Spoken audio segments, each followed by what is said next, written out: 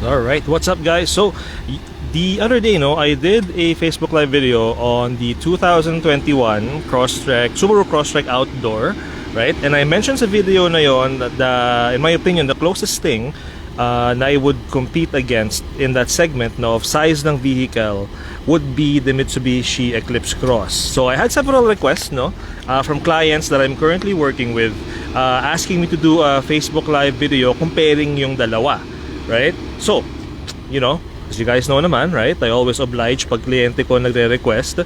So what I have here guys are the two vehicles side by side. On the left is the Subaru Crosstrek 2021 and on the right is the 2022 redesigned Mitsubishi Eclipse Cross. So we're both looking right now, I just want to make everything clear na we're both looking at the entry-level model. So ito yung base model. So on the left is the Subaru Crosstrek Convenience Package with the Eyesight Safety Technology, and on the right is the Mitsubishi Eclipse Cross ES, which is yung base model. So para fair yung comparison, we're gonna look at the body style nila, we're gonna look at their differences, what the Mitsubishi Eclipse Cross has that the Crosstrek doesn't, and vice versa, right? Ano yung pros and cons ng bawat unit, and hopefully it will help yung mga clients ko right now decide on which one they would want to buy, yung Crosstrek ba or yung Eclipse Cross. So let's get on with it guys. So first and foremost, let's take a look here side by side, So let's start with the Mitsubishi Eclipse Cross. So as you guys know, this one here got redesigned for 2022. If you recall, we sold one about a month or a few months ago, right? But that was the SE trim. So ito yung ES, so ito yung base model. So if you take a look sa labas niya, updated exterior, right? You got some nice chrome trims there. You got the very nice, very attractive looking na daytime running lights niya, And yung ilaw niya dyan din. So I do want to clarify na walang fog lamps yung sasakyan. Okay? There's no fog lamps here. Okay? Yun yung itsura niya. Ito naman yung sa gilid niya. So side profile naman ng Eclipse Cross. So as you can see, right, mas matangkad siya ng konti kumpara sa Crosstrek, right? And the shape's a bit different, right? So if you look closer here as well, let's look at the side profile ng gulong niya. These are 18-inch aluminum alloy wheels, disc brakes on this one here. You got turn signal lights on the ES.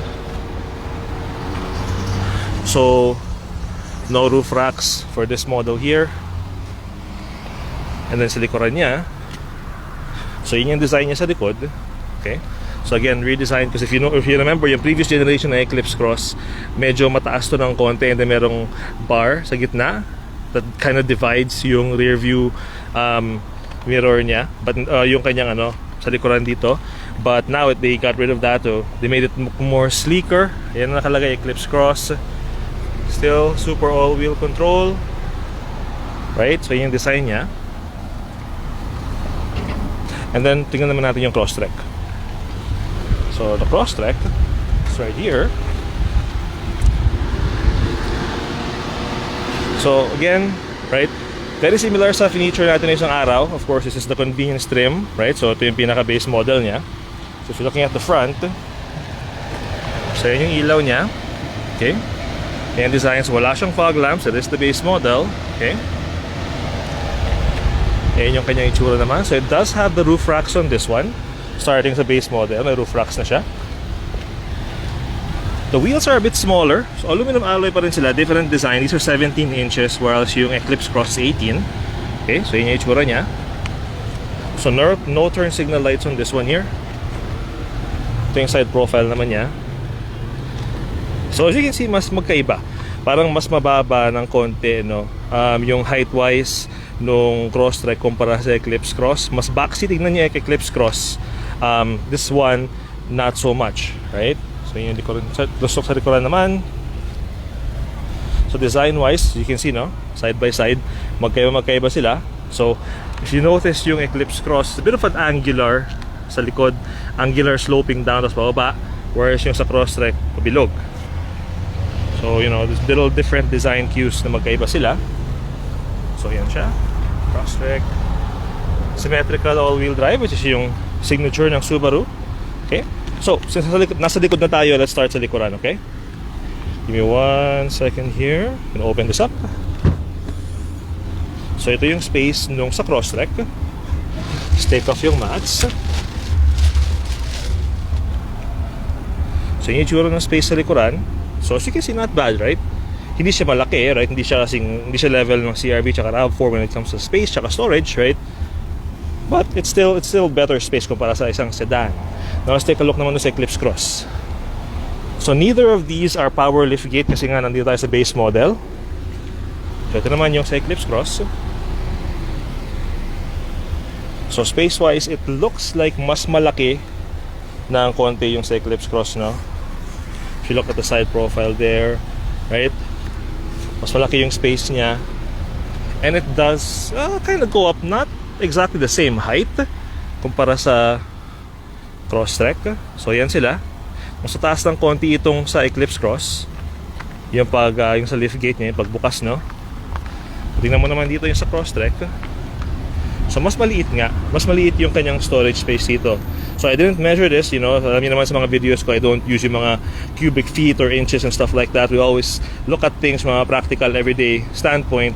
So, you know, it doesn't take a genius to see na mas maliit nga yung space ng Crosstrek kumpara sa Eclipse Cross. So for both vehicles, yung configuration ng upuan nila is 60-40. So as you guys know, that means this side would go down and then that side would go down. As you can see yung latches niya dito, no? So let's demonstrate that. So that goes down. So yan siya. Yung tsura niya pag nakababa yung upuan. Nasa Crosstrek, ganun din. 60-40 split din siya. So pwede mo baba yan. So dito it seems like the Crosstrek does lie a bit more flat pag hiniga mo yung mga upuan niya kumpara dun sa Eclipse Cross. So sa Eclipse Cross parang medyo elevated ng konti yung sa middle row niya, yung seats niya pag nakababa sila, no? Mas flat dito. So as you can see, right? So whether or not that there's a purpose for that sa lifestyle mo, right? Maybe you're buying something, maybe mahilig kang bumili ng mga malaking bagay, mga, you know, summer na, bili ka ng mga halaman, right? That could be something that could be important to you as the consumer, right? You want something that can fit your stuff pag bibili ka ng bagay. Or maybe you like to go camping, mahilig ka mag-off-road, gusto mo na yung upuan sa likuran ng Crosstrek o ng sasakyan mo, may flat mo para makahiga ka. So that's something to consider, right? So yan siya. Ito naman yung isa. Okay. So pareho sila may backup camera. Yung backup camera dito, nandyan. Yung sa Crosstrek, nandito naman. Now let's look sa passenger side. So on the passenger side here, so I'm gonna lift up yung upuan na yon, give you a better idea ng space. So this does recline. So pwede mo siyang iganyan ng konti. So it will recline a little bit. Same thing sa kabila. Tanggalin ko lang yung mats dito. So yan yung space niya. So almost similar, no, sa mga ibang SUV. So I'm gonna go in. Let's see. So not much going on back here. You do have one slot here na pwede mong paglagyan ng charger or whatnot. Seating wise, legroom wise, so not bad, right? Space wise, kasha bata, isa dalawa, an adult of the same height, you know, as myself. Pretty comfortable ride then, as you can see. Not so much sa mga garnishment there, kasi parang sabi ko nga, this is the ES, this is the base model, no? So you got the black plastic here, you got the, it's not even leatherette, no? Parang soft plastic armrest dito. So not much going on this side here. Let's take a look naman dun sa Crosstrek. So on the Crosstrek, going inside, so let's put this up. Grab yung mats. So ayan siya. Alam nga, hinaan ko lang yung volume.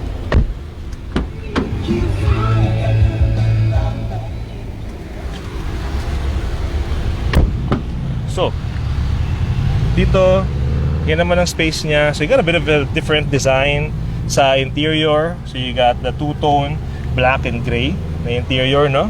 So I'm gonna go inside. Let's sit down. So unfortunately for this one, no USB plug-in, no charger port or anything, so hindi ka pwede mag-charge, unfortunately. Seating wise, again, really good space still, right? So of course they're not gonna be as big as a compact na SUV, but for what it's worth, right? So pretty good space for an adult, comfortable ride.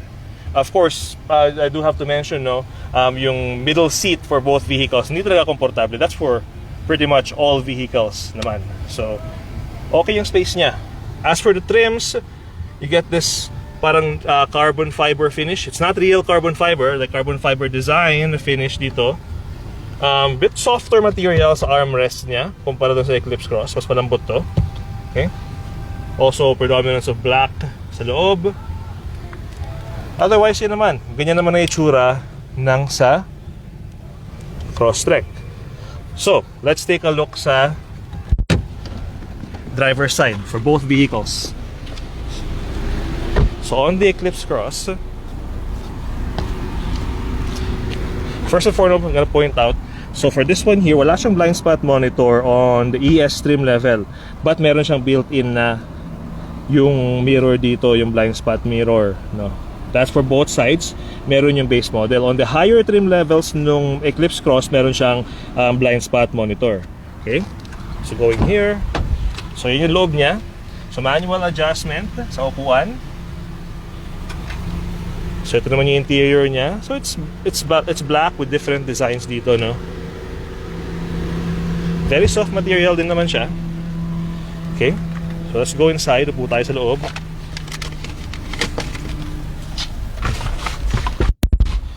So, ito naman yung design nung loob nung Eclipse Cross on the ES trim level. So you can see yung all-wheel drive system mo there if it's working. Now to change yung display nito, you have to press these buttons here. As you can see, average fuel economy, how many more kilometers until ma-empty ka, distance, you know, trip computer, the settings, right? Maintenance, and yung all-wheel drive system mo. So, the one thing that I don't like for a vehicle na got redesigned for 2022, no, kahit sabihin nating base model to, wala pa rin siyang digital speedometer. Like, you know, it seems like a small thing, but in today's day and age, in 2022, you would think na most of those vehicles, right, would have a digital speedo. And in this case here sa Mitsubishi, unfortunately, wala pa rin silang digital speedometer sa mga base model nila. Still the regular gauge there, right? Now, as for this one here, yung kanyang, if you notice sa kanyang steering wheel, no, it just has the regular cruise control. Hindi siya adaptive cruise control. That's on the higher trim levels, no? Okay? So, Bluetooth controls are here. You have the plastic steering wheel na black, Mitsubishi logo. Now, on their infotainment system nila dito. Dito, I have to be honest with you guys, dito ako na-disappoint sa Mitsubishi. Kasi when I connected yung phone ko through Bluetooth, both vehicles have 4 speakers, I believe, for both of them, Crosstrek and dito. Yung sound quality on the Eclipse Cross, hindi ganun kaganda. And I'm gonna see if I can connect my Bluetooth na para marinig ninyo.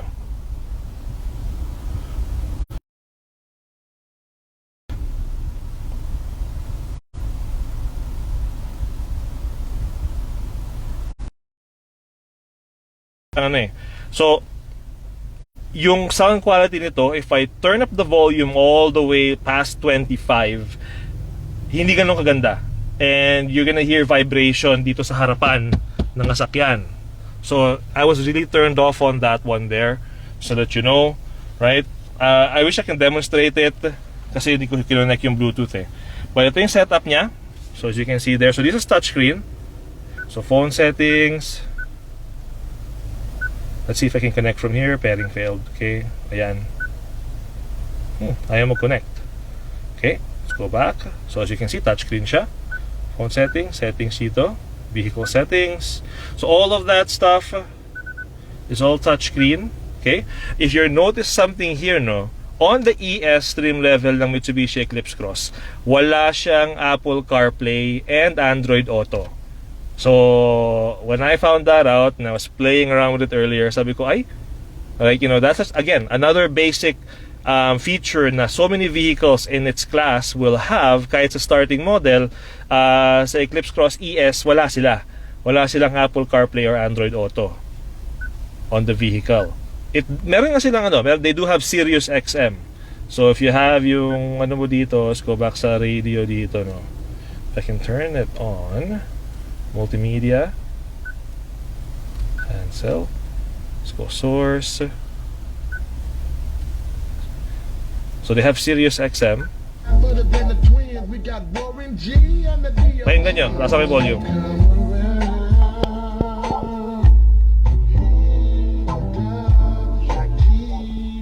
So I'm not sure if you guys heard yung vibration ng speaker. If you go up to a certain volume, gusto mo mag-sound trip, right? Tasan mo yung volume mo and then you hear that annoying vibration. So, ano lang, nakaka-turn off lang sa opinion ko. So if you look here, yan yung kanyang temperature controls. Okay, you got eco mode as well for this one, which is nice for extra fuel economy. Okay, 2 USB ports for charging, and of course yung actual charging port dito. So this one here, binili ko to sa Amazon, right, for high speed charging. So ginagamit ko siya ngayon. So you do have that. You got heated seats, driver and passenger. Okay. Now you can choose yung all-wheel drive settings. So from here, you just press that. Sa lahat ng Mitsubishi may ganyan. So if you press that button there, you're gonna see there. So I can switch between normal driving, snow settings, and gravel. So again, all that does is kinokontrol niya yung traction, yung output ng traction sa gulong, right? To match kung ano yung driving terrain kung saan ka nagda-drive. Snow or gravel and normal. Normal is for everyday driving. Okay? Backup camera, I'm going to show you guys as well. So put it on reverse. Now this one here, I was trying to figure out the whole time kasi it's not yung plastic niya dito. I don't think so. Kasi kaya tanggalin natin to, ganun pa rin. I do find that it's a bit dark, yung backup camera niya. So yun lang hindi ko nagustuhan. I tried adjusting yung settings niya. Pero in the dark, you know, if you are in a darker setting, no, mas bright ito yung itsura ng kanyang backup camera. So again, right there, backup camera. I'm gonna put it back on park. Handbrake is over here. Gilid, right? So yun yung sa kanyang passenger side. Ayun yung glove box niya. See there, Eclipse Cross 2022, owner's manual. Now let's take a look dun sa Subaru Crosstrek. Okay? So yung loob niya. Now on the Subaru Crosstrek naman. So driver side, same thing, manual adjustment. Same two-tone color interior ng cloth sa loob. Pasok tayo dito. So if you're gonna notice naman dito, yung screen niya mas maliit. Hindi siya raised. Yung infotainment niya is not raised, just kumpara sa Eclipse Cross. So and then mas maliit yung screen, right? But I do find the colors dito sa Crosstrek a bit more vibrant. And as you guys can see right now, it does have, kahit sa base model, Android Auto and Apple CarPlay through wired connection, hindi through wireless. Okay? So meron siyang Apple CarPlay tsaka Android Auto. So let's go back here. So but this is also touchscreen. So mas maliit siya, di ba? Let's go back here sa media.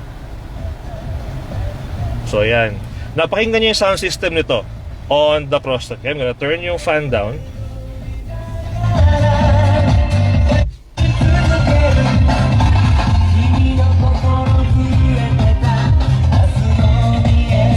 If you notice, wala yung vibration, di ba? Wala yung vibration na maririnig mo sa harapan dito kumpara dun sa Eclipse Cross. So, you know, like, it's not a big deal for a lot of people, but, you know, again, if you're driving, gusto mo mag-sound trip, stuff like that can make a big difference sa enjoyment ng drive mo.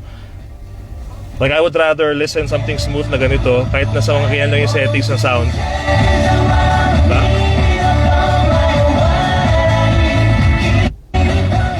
So walang vibration. I like that. I like how that works. Sa display ng Crosstrek, one thing I do like about this one, right, is meron siyang digital speedometer. So again, 2022 na, I think, vehicles should have that very modern feature. Okay? So backup camera, let me show you. Ngayon yung kanyang backup camera here. So parang sabi ko nga kanina, mas vibrant, mas bright yung colors niya dito, even though mas maliit yung screen.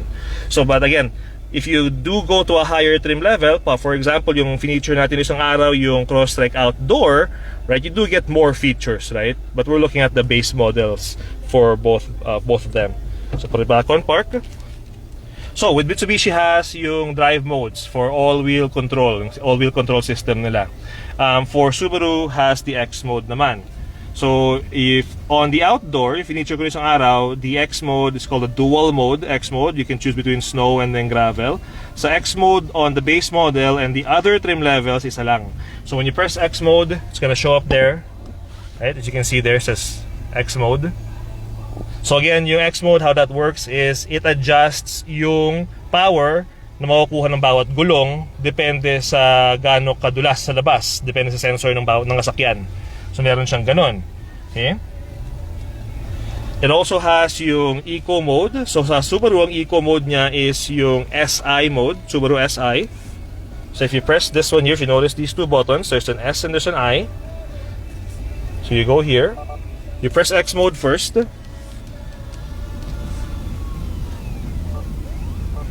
So I press it, na makikita mo nakalagay SI drive, diba?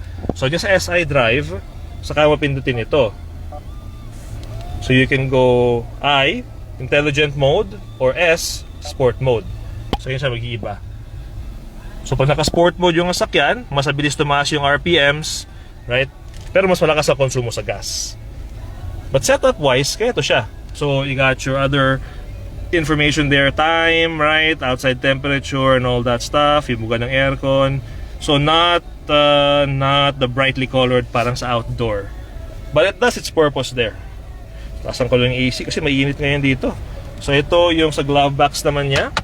So again, manuals niya are there. Passenger side,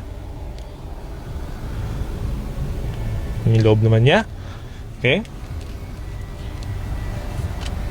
One thing na I am gonna point out on the Subaru Convenience Package, it doesn't have heated seats, which is to me a big disappointment, right? Wala siyang heated seats for the front passenger or for the driver. So there's no heated seats on this vehicle. Again, each vehicle has their own offerings, right? Some things they do right, some things they don't do right. Sa Subaru, that was the thing, is like, wala siyang heated seats on the convenience trim level. Okay? So, aside from the shape of the vehicle, the biggest difference ng dalawang sasakyan is yung kanilang makina. We're gonna go over yung makina and we're gonna go over yung safety system meron sila. So, on the Subaru Crosstrek, ang makina po nito is a 2.0 liter boxer engine, 4-cylinder, normally aspirated, so hindi turbo. Yan, yung makina niya.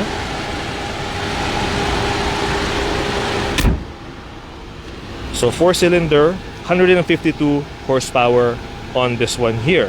On the Eclipse Cross, let's open up yung hood nito naman.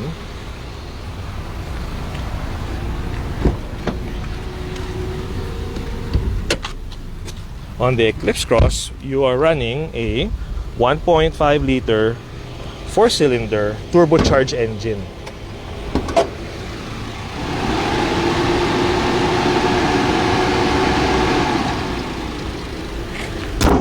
Pero surprisingly, if you're talking horsepower, pareho silang 152 lang.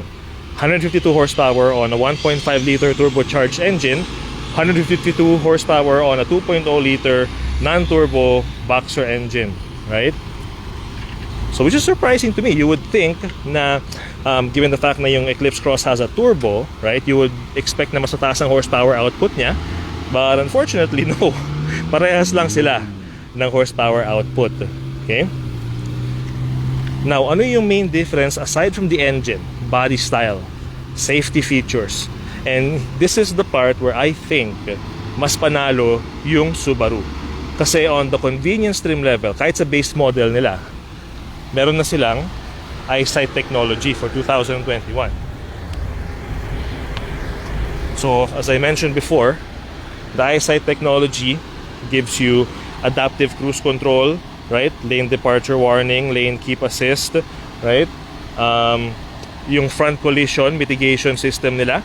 So, a bunch of safety systems na, you know, normally you would find in the higher trim models. If you notice, no, gaya nga na sinabi ko isang araw, Subaru and Toyota are both taking different design cues from each other.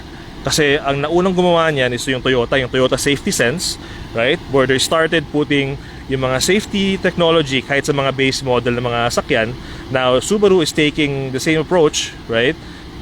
From the convenience, which is a starter model, all the way sa pinakamataas na trim level, which is yung limited, meron silang Eyesight Safety Technology sa lahat ng models. Dito naman sa Mitsubishi, right?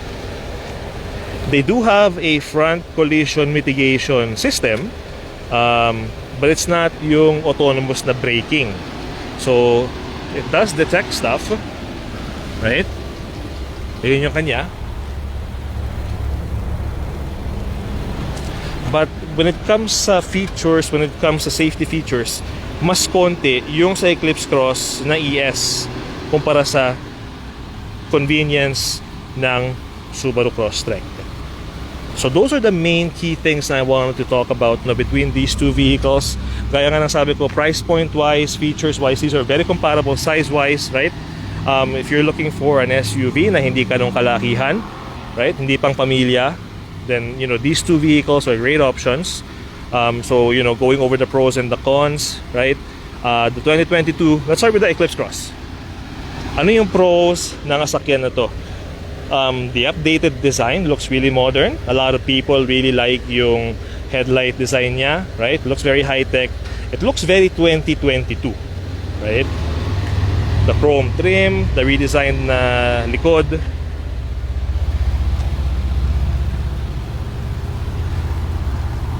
And yung medyo mas matabang body stance ng sasakyan and yung kanyang more stylish, bigger na rims. Okay? That's one thing. That's a one pro. Another pro na I found sa Eclipse Cross is, you know, you do have a bit more headroom sa loob ng sasakyan. Kung matangkad ka, it's gonna make a difference when you're driving. Okay? Has the turn signal lights, right? The turbocharged engine. A turbocharged engine, even though wala silang kaibahan sa horsepower, yung experience when you're driving makes a big difference. Pag naka-turbo yung sasakyan, so opinion ko, right?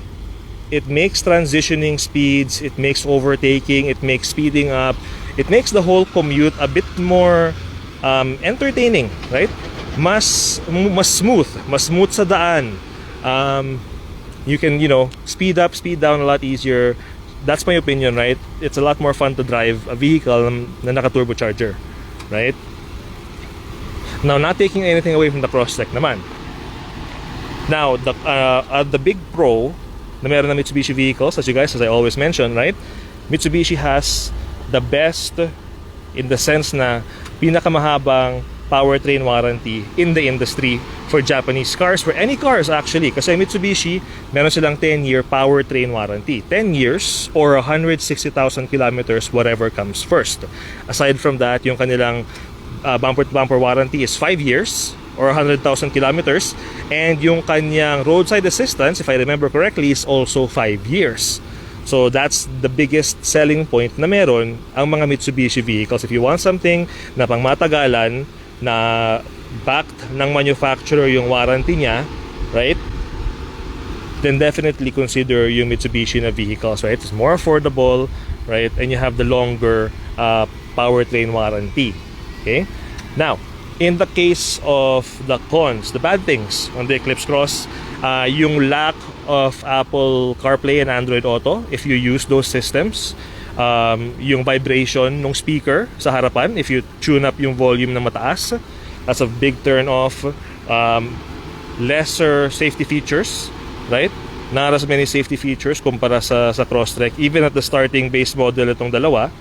So dun medyo lamang yung isa, right? So kumbaga, this is more, sa opinion ko, heavy sa looks, paporman tignan, very modern tignan, pero maraming kakulangan. Okay? No, both vehicles naman are all-wheel drive, okay? And both vehicles are manufactured in Japan. So I know there's a lot of people who like yung quality when a vehicle is manufactured in Japan. The Eclipse Cross is manufactured in Japan, and the Crosstrek is manufactured in Japan as well. So, with that being said, on the Crosstrek naman, what are the pros ng Crosstrek? It's a bit more sleeker design, right? It looks more like an actual SUV na you would take outdoors. Okay?